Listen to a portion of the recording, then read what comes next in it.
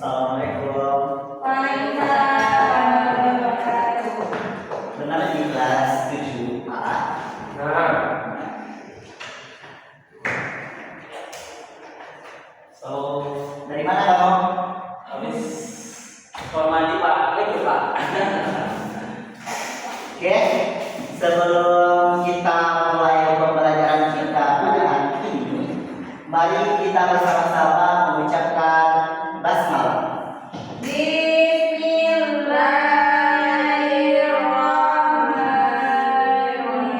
Bismillahirrahmanirrahim. Oke, sebelum kita mulai pembelajaran, Bapak akan absen terlebih dahulu. Ada di antara Anda yang tidak hadir? Beliau Pak. Oh beliau. Beliau siapa itu beliau? Itu Pak. Ridho mana dia ya? Beliau kawan asli Pak. Kemana Ridho? Lagi pergi ke Australia dan kemana Pak? Australia kegiatan itu Kegiatan camping Pak. camping dalam rangka Dengan dalam rangka mengatasi politik Pak. Ada di Indonesia Pak. sedang lomba ya. Iya Pak, betul Pak. Oke, semoga menang ya.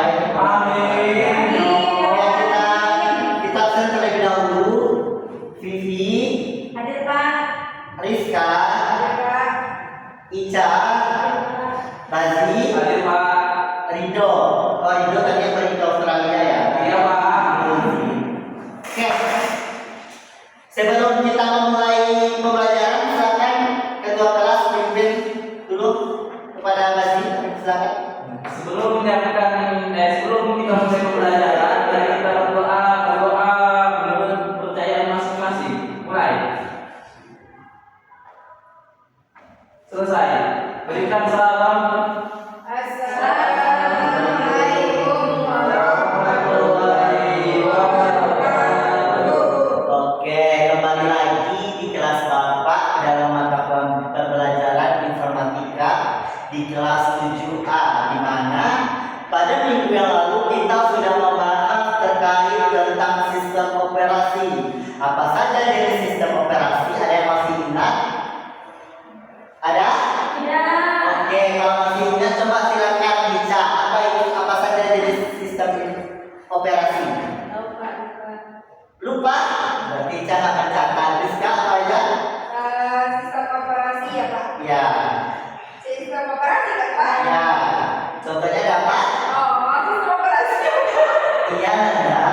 Ada berapa Pak? Sistem operasi contohnya Ya. Windows, Linux, Mac OS. Ya benar. Sebelum kita masuk pembelajaran kita akan mengulas sedikit tentang sistem informasi, sistem Operasi. operasi. Informasi. Di mana sistem operasi ini ada beberapa, ada yang disebutkan oleh Rizka tadi, ada Windows, ada Mac OS, Linux. Linux, apalagi dan lain-lain. Dan lain-lain. Dan lain-lain. Nah itu disebut dengan jenis Sistem operasi. sistem. Nah operasi Rizka ya Rizka. Rizka nanti tolong dicatat supaya berlupa lagi ya. Nah. Oke. Nah sistem operasi ini biasanya dalam mengatur komputer kita pada saat dijalankan. Ada yang pakai Windows, ada yang pakai Mac OS, dan juga ada yang pakai Linux. Nah itu sedikit ulasan tentang materi kita yang kemarin. Hari ini kita belajar apa Pak? Hari ini pada bab ketiga, silakan dibuka bukunya Nanda. Pada bab ketiga kita akan belajar tentang berpikir komputasional. Apa? Berpikir komputasional. Oke. Komputasional. Oke.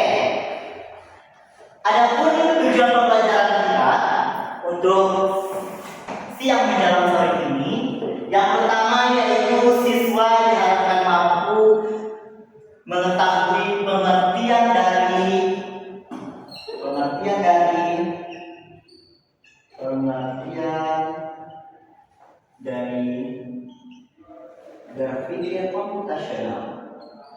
Berpikir komputasional.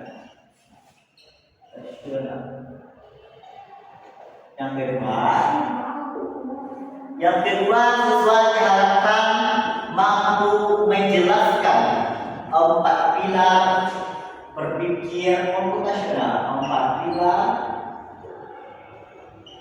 berpikir komputasional. Yang ketiga, siswa diharapkan mampu menerapkan setelah kita ketahui apa pengertian, apa saja pilar-pilarnya. Yang ketiga, cara menerapkan berpikir informatika, berpikir komputasional. Cara penerapan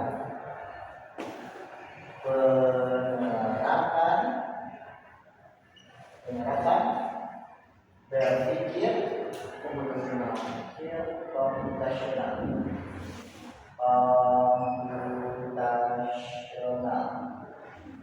Dan yang terakhir, siswa diharapkan mampu menganalisis dengan pendekatan komputasional. Pendekatan kasus berpikir komputasional.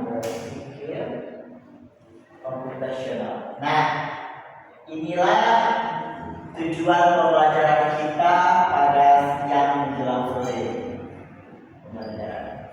Oke, saya mau salah satu orang Anda membacakan lagi apa tujuan pembelajaran kita hari ini. Kepada Rizka, coba membacakan lagi apa saja tujuan pembelajaran kita hari ini. Tujuan pembelajarannya pertama pengertian dari berpikir komputasional. Ya. Kedua, 4 pilar berpikir komputasional. Ya. Selanjutnya cara penerapan berpikir komputasional dan terakhir pencatatan kasus berpikir komputasional. Oke, terima kasih Rizka. Ya, Pak. Itu adalah tujuan pembelajaran. Anda jangan lupa dicatat ya. Baik, Pak. Jangan lupa dicatat, tapi udah dihapus ke mana Nanti ya, Pak? kayaknya Mama tidur Oke, kita masuk ke slide pertama, yaitu apa sih itu berpikir komputasional? Nggak tahu, Bapak. Yang A, apa itu berpikir? Apa itu berpikir?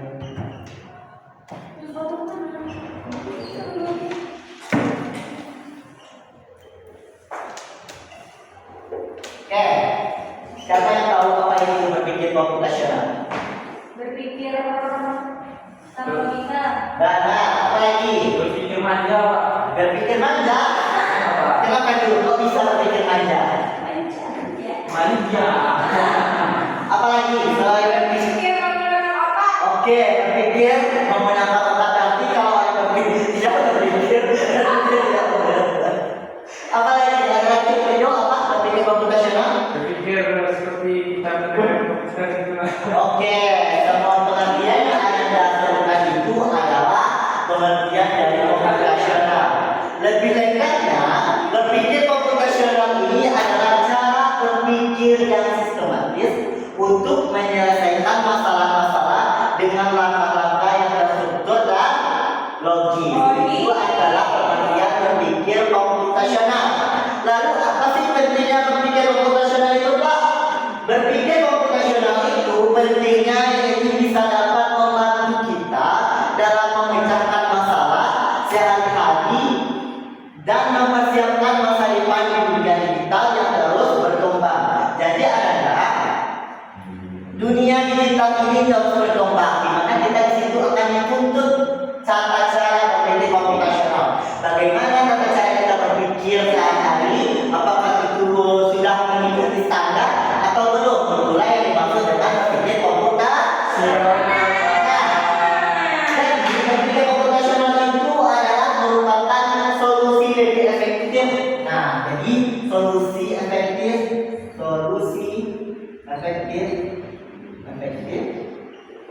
dalam mengatasi dunia digital yang semakin berkembang. Itu adalah pengertian dari berpikir computational. Next. Oke, tadi Bapak sudah menjelaskan ada beberapa pilar dalam berpikir computational. Ada beberapa pilar, bisa? Ada pilar berpikir computational. Yang pertama, tadi ada 4 kan? Yang pertama ada namanya dekomposisi. Oke, mana ada? DSC. Cepat ya, 5 menit. Oke, yang pertama ada dekomposisi. Dekomposisi itu adalah cara kita memecah masalah besar menjadi bagian-bagian kecil yang lebih mudah dikerjakan, seperti puzzle yang dipotong jadi potongan yang kecil. Oke, jadi dalam contohnya itu nih, Bapak memberi tugas kepada Vivi. Bapak suruh buat beberapa kelompok. Dalam beberapa kelompok itu ada satu soal yang sangat sulit. Contohnya tentang mencari informasi, menulis konten, mendesain slide, dan banyak lagi soalnya itu. Dalam kelompok itu dibagi menjadi beberapa tim. Ada 5 orang. Jadi Vivi sebagai ketua kelompok akan memecah-mecahnya supaya nanti akan dapat satu-satu bagian untuk menyelesaikan satu soal. Contoh, Vivi yang beranggotakan Basi, Rizka, Ibu, dan juga Reza. Nanti Reza akan mengerjakan tentang mencari tentang informasi, Rido mencari tentang cara menulis konten, Rizka akan mendesain slide-nya, dan Reza akan menjelaskan materi ke audiens. Nah, itu adalah contoh nyata dari dekomposisi, di mana dekomposisi ini adalah mencoba memecah masalah besar menjadi bagian-bagian terkecil seperti potongan-potongan puzzle, lalu kita susun kembali agar lebih mudah. Nah, ada tips dalam dekomposisi. Tipsnya itu apa, Pak? Tipsnya itu yang pertama kita identifikasi masalah utama. Tadi, kemana kita? Oke. Ada tips dekomposisi. Yang pertama yaitu identifikasi masalah utama. Dan setelah Vivi mendapatkan masalah itu, Vivi akan cari apa sih sumber masalah utamanya. Lalu Vivi akan memecahkannya dari langkah yang besar menjadi langkah yang kecil, lalu dikerjakan satu persatu oleh tim tadi. Itulah dekomposisi. Jadi dekomposisi ini merupakan memecah masalah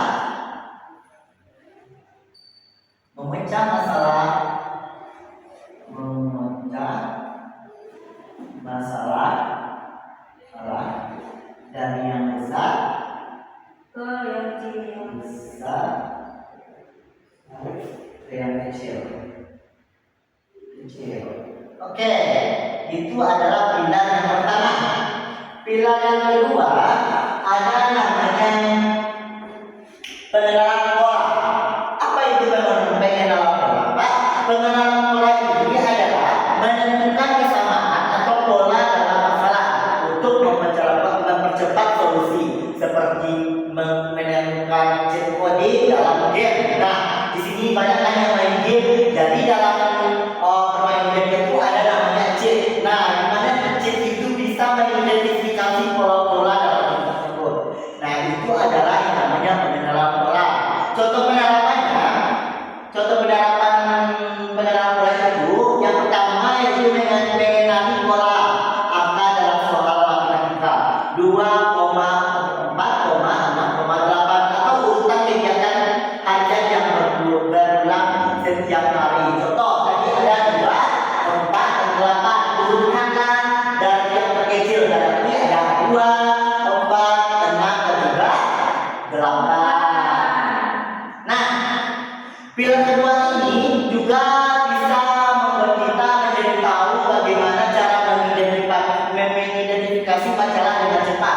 Dengan itu kita jadi tahu nih apa saja masalah-masalah yang akan kita pecahkan dengan mengidentifikasi pola tersebut. Jadi pengenalan pola ini yang pertama tadi komposisi, yang kedua pengenalan pola.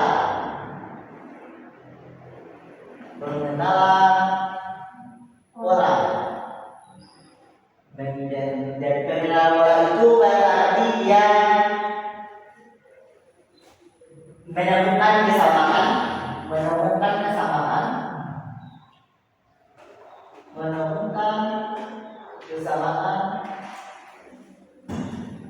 Izin Pak. dalam boleh Izin Pak. menyelesaikan masalah.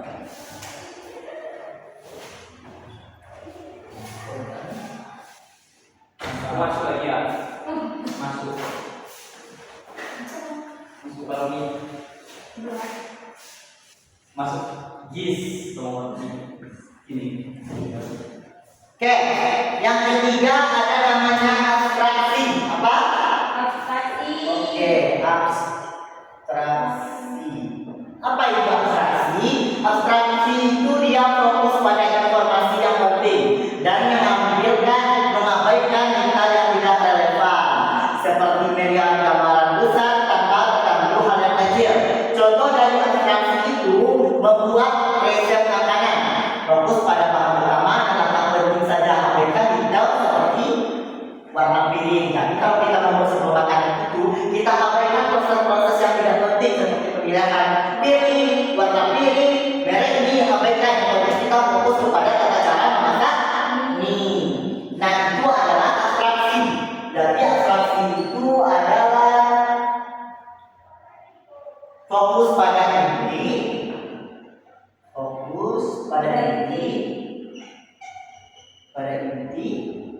dan menyampaikan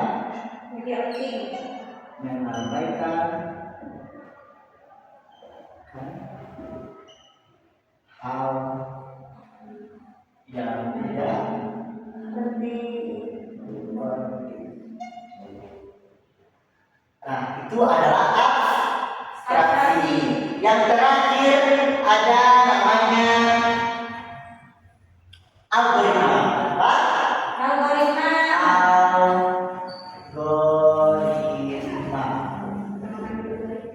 Algoritma.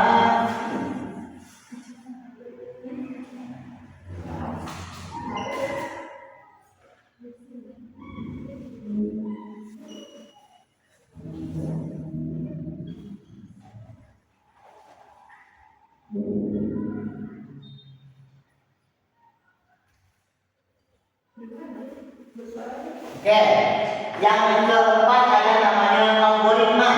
Algoritma adalah membuat langkah-langkah yang jelas dan terstruktur untuk menyelesaikan masalah secara berurutan dari awal hingga akhir. Contoh penerapannya, langkah mengerjakan KPR. Nah, langkah mengerjakan KPR itu yang pertama kita identifikasi dulu apa saja soalnya. Yang pertama kita identifikasi soal.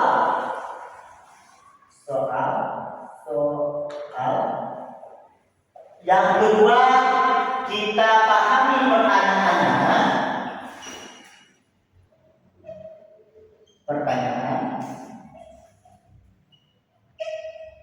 Yang ketiga, kita cari rumus penyelesaiannya.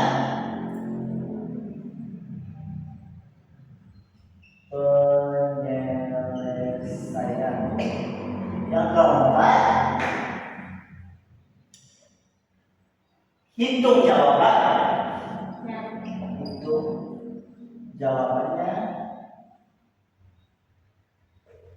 Yang kelima, periksa ulang jawabannya.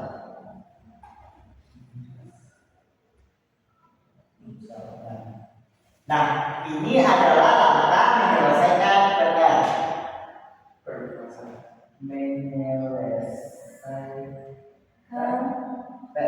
Oke, Bapak meminta kepada Anda carikan langkah-langkah algoritma yang lain selain menyelesaikan PR. Bapak minta kepada Vivi, silakan ke depan tuliskan. Nih, kalau menyelesaikan PR kita identifikasi dulu soal.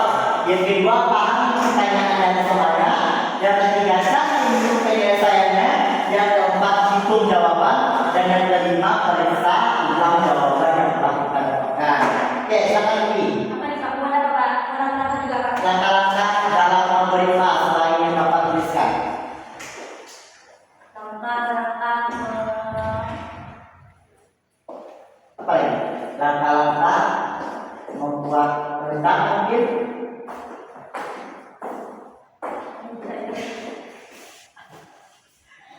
membuat Membuat rendang. Membuat sayur sayur kangkung. kangkung. Oke, boleh. Langkah apa saja langkah-langkahnya? Yang pertama kita Pokoknya yang utamanya adalah dalam membuat sayur kangkung apa? harus ada punya sayur kangkungnya. Ya, yang pertama pada sayur. Kangkungnya. Oke, silakan tulis. Ada sayur kangkung. Sayur kangkung. Apa lagi? Kedua potong Potong dan iris. dan iris sayur tersebut. Potong iris sayur. Oke, apa lagi? Oke. Tumis bawang enggak? Potong langsung aja ya. Oke, boleh. Langsung. Tumis Bawang dan bumbu lainnya. bumbu lainnya. Lalu masukkan sayur ke dalam tumis, ke dalam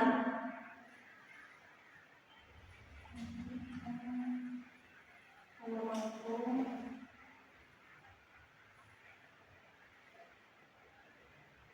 Ke Wajar. bersama tulisan tadi. Iya. Baru enak, Bu. Masak hingga matang.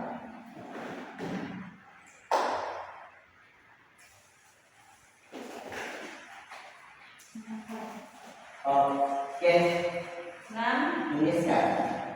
Tidak. Iya, sudah. Oke, beri tepuk tangan buat Vivi. Oke, terima kasih Vivi. Vivi mendapatkan poin 10. Nah, jadi yang kita ikuti dulu apa yang ditulis dari Vivi? Tata cara membuat sayur kangkung. Komponen yang pertama dalam membuat sayur kangkung itu pasti harus ada kangkungnya. Yang kedua, potong dan iris sayur tersebut. Yang ketiga, tumis bawang dan bumbu lainnya sampai matang. Yang keempat, masukkan sayur kangkung ke wajan bersamaan yang ditumis tadi. Lalu tambahkan air dan selanjutnya masak hingga matang lalu saji. Nah, itu disebut dengan algoritma. Nah, pengertian dari algoritma itu membuat langkah-langkah yang jelas dan mudah terstruktur. Terus, selanjutnya kita masuk kepada penerapan berpikir komputasional dalam kehidupan sehari-hari.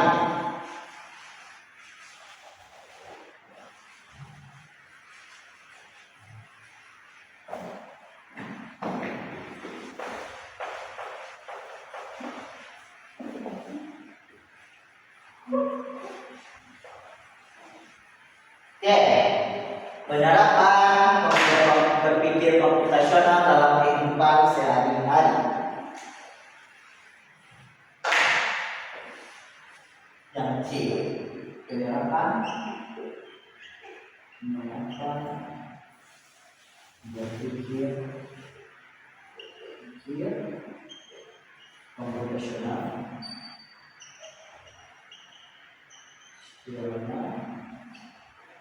dalam kehidupan sehari-hari. Oke, selanjutnya ada yang namanya penerapan berpikir komputasional dalam kehidupan sehari-hari.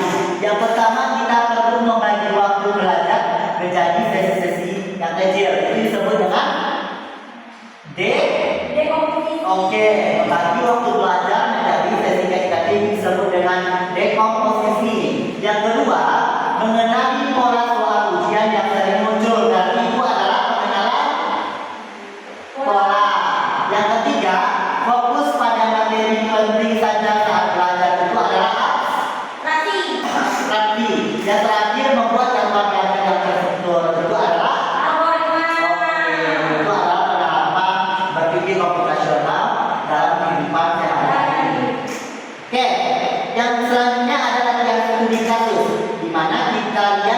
akan Bapak buat beberapa kelompok.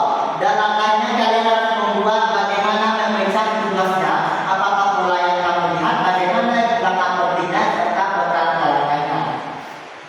Bisa? Bisa, Pak. Bisa. Oke. Selanjutnya ada manfaat berpikir komputasional. Yang pertama, manfaatnya itu membantu belajar pemrograman dan teknologi dalam muda. Yang kedua, menyelesaikan masalah kompleks secara sistematis. Yang ketiga, memperkuat kemampuan berpikir logis dan kreatif. Yang keempat, mempersiapkan karir di dunia digital yang berkembang. Oke. Yang D, manfaat berpikir komputasional.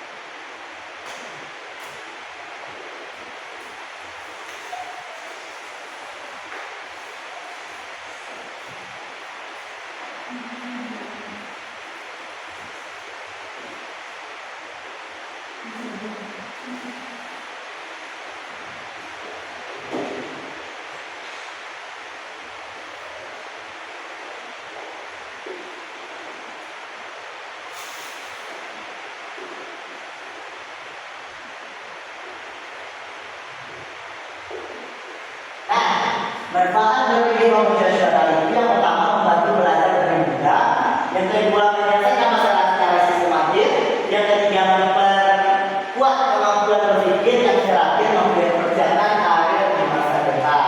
Oke, untuk bahan evaluasi pembelajaran kita pada siang hari ini, Bapak punya quiz. Oke. Ada beberapa soal yang sudah Bapak tulis. Bagi anak-anak yang menjawab jawaban tersebut, silakan angkat tangan. Silakan baik-baik. Yang benar akan mendapatkan poin tambahan.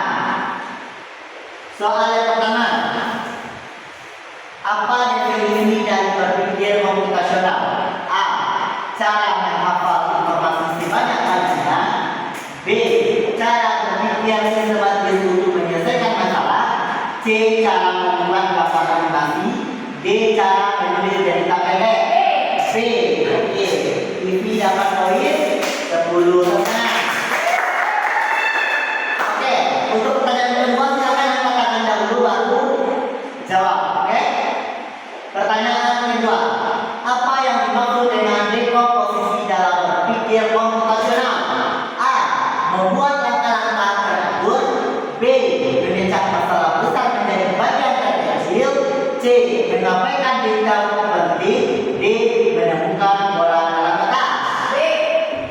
Ada lagi? A. Membuat langkah-langkah yang teratur. Ingat ya, ada dekomposisi, ada abstraksi, ada pengenalan pola, dan juga ada itu abstraksi. Jadi kita langsung menyimak lagi ya. Pertanyaan selanjutnya, apa yang dimaksud dengan komposisi dalam berpikir komputasional? A. Bapak ulangi soalnya, apa yang dimaksud dengan komposisi dalam berpikir komputasional? A. Membuat langkah-langkah teratur. B. Memecah masalah besar menjadi bagian kecil. C. Mengabaikan detail penting. D. Menentukan pola dalam kata. Apa soalnya, Pak? Kenapa komposisi? Kita ulang lagi ya. Manakah contoh pengenalan pola dalam berpikir komputasional? D, Pak, D. Contoh pengenalan pola. A. Membuat tugas dari beberapa bagian. B. Membuat jadwal belajar. C. Menentukan urutan angka yang berulang. D. Mengabaikan informasi yang tidak penting. Oh, D. C. Bisa. Betul.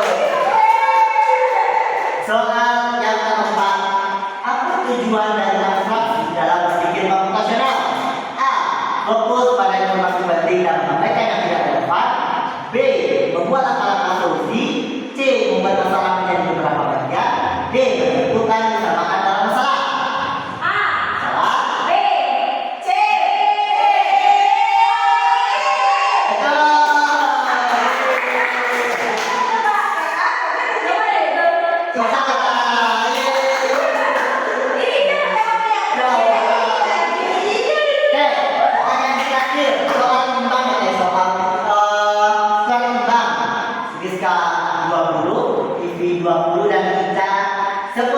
Pertanyaan terakhir. Algoritma adalah, ingat, algoritma adalah, ini khusus untuk dinamika ya. A. Langkah-langkah terstruktur untuk menyelesaikan masalah. B. Pola yang ada dalam data. C. Bagian penting. Oke, yang benar A. Itulah kuis kita sebagai badan evaluasi kita konten pembelajaran ini. Hadiahnya nanti jemput ke ruang kantor ya. Ada iPhone design yang nanti akan lihat semua. Jangan lupa ya, kita ini.